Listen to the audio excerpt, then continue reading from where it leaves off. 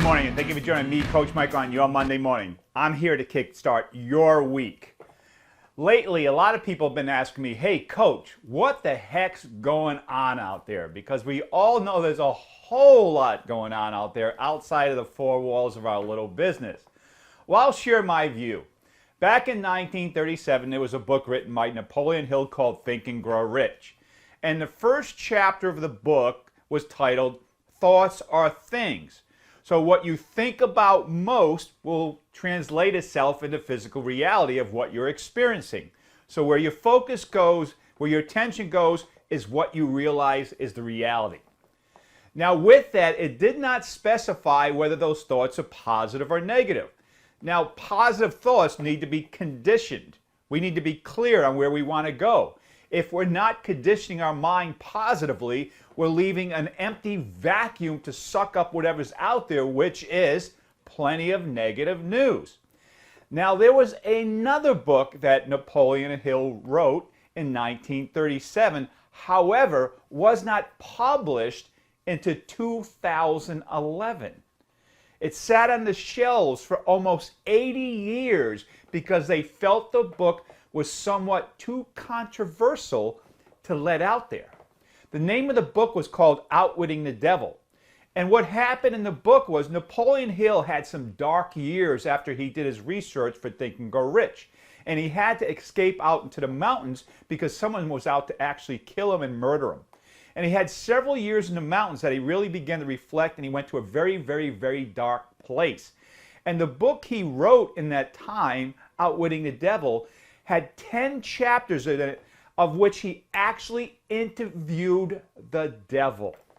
And in the first chapter, the devil mentioned to him that, listen, if you're going to interview me, you need to address me as your majesty. And Napoleon Hill challenged him, says, why should I address the devil as your majesty? And the devil replied, and again, this was back in 1937, because I have control of 98% of the minds of the earth-bound people. That's why. So what is this book all about, and what did I get from this book, and what does it have to do to relate with what's going on?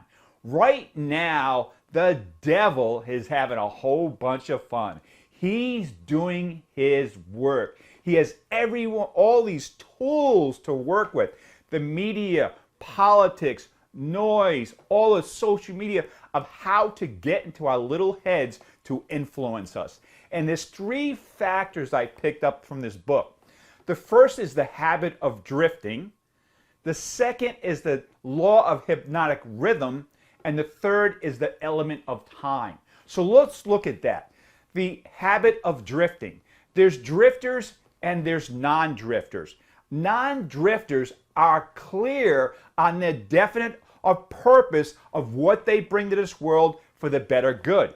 They're so crystal clear on where they're going and what they're doing that they have no room for the noise to get in.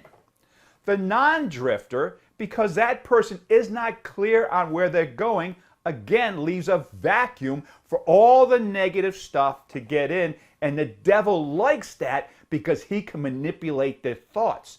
So again, what you're thinking about most will direct of where you're going. Now, the law of hypnotic rhythm. If you're a positive thinker, if you're a go-getter, if you're the type of individual that achieves, that wants to create, that wants to give more, wants to give your service and purpose to others and impact the world, that hypnotic rhythm, that daily balance of thinking that way, and with the third element of time, at some point makes you to the point that you are just such in a zone that nothing disturbs your peace of mind. Now, the flip side of hypnotic rhythm. If you are not definite on your purpose of what you're bringing to this world, and you're just drifting, you leave room for all the noise to get in. So every single day you're letting the wrong stuff in, and you're watching the news, and you're scrolling social media and seeing all this negative stuff and listening to everyone else's views, and it starts bringing you down day after day after day. And with the element of time, it compounds to get you stuck and put you in a bad place where the devil's got control of you.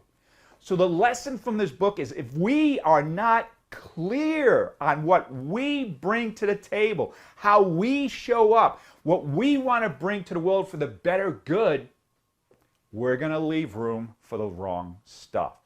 Now, there's another lesson that I have that I've been sharing with my clients for the last several months.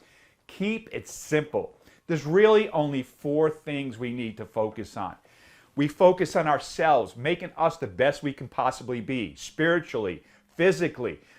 Get plenty of rest, drink a lot of water, exercise, think right, read the right books, put the right stuff in.